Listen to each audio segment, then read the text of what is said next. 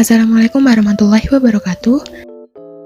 Hello everyone, perkenalkan nama saya Yasmin Farina Syaratul Aulia, mahasiswa Psikologi Fakultas Psikologi dan Kesehatan UIN Wali Songo Semarang. Baik, pada pembahasan kali ini kita akan membahas mengenai wacana teori ilmu sosial kritis. Nah, sebelum kita masuk pada pembahasan tersebut, apa sih pengertian wacana dan teori kritis itu? Wacana. Istilah wacana merujuk pada aturan-aturan dan kebiasaan-kebiasaan yang mendasari penggunaan bahasa, baik dalam komunikasi lisan maupun tulisan. Sedangkan teori kritis merupakan teori sosial yang menekankan pada analisis kehidupan sosial secara menyeluruh dengan orientasi terciptanya transformasi sosial. Nah, implementasi dari teori ini adalah untuk mendorong adanya perubahan sosial di masyarakat. Nah, perubahan sosial yang dimaksud adalah terciptanya masyarakat yang terbebas, adil, dan mandiri.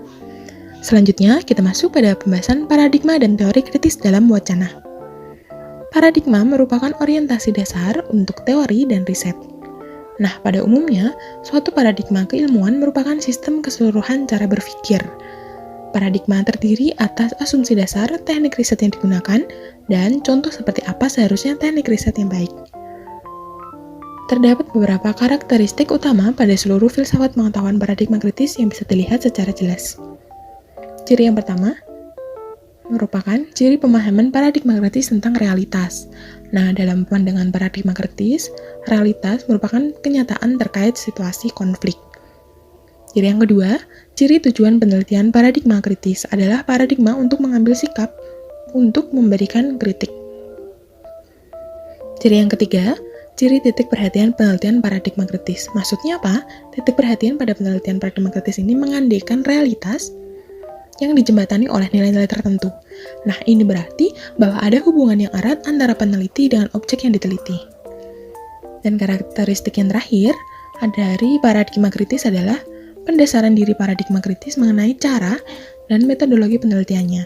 Nah, paradigma kritis dalam hal ini menekankan penafsiran peneliti pada objek penelitiannya. Selanjutnya, fungsi analisis wacana bagi masyarakat. Fungsi analisis wacana kritis bagi masyarakat adalah memberikan kesadaran nyata atas peran mereka di masyarakat.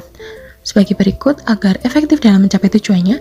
Yang pertama, karena termasuk riset yang marginal, yang berarti penelitian wacana kritis harus menjadi lebih baik daripada riset lainnya agar dapat diterima. Yang kedua, fokus utamanya pada permasalahan sosial dan isu-isu politik. Yang ketiga, secara empiris, analisa kritis masalah sosial biasa bersifat multidisipliner. Dan yang terakhir, bukan hanya menjelaskan struktur wacana, tetapi mencoba menjelaskan pengertian interaksi sosial dan struktur sosial. Selanjutnya, asumsi dasar dalam paradigma kritis berkaitan wacana. Keyakinan bahwa ada kekuatan laten dalam masyarakat yang begitu berkuasa mengontrol proses komunikasi masyarakat. Ini berarti paradigma kritis melihat adanya realitas di balik kontrol komunikasi masyarakat. Aktivitas komunikasi massa sangat dipengaruhi oleh struktur ekonomi politik masyarakat yang bersangkutan. Proses pemberitaan tidak bisa dipisahkan dengan proses politik yang berlangsung dan akumulasi modal yang dimanfaatkan sebagai sumber daya.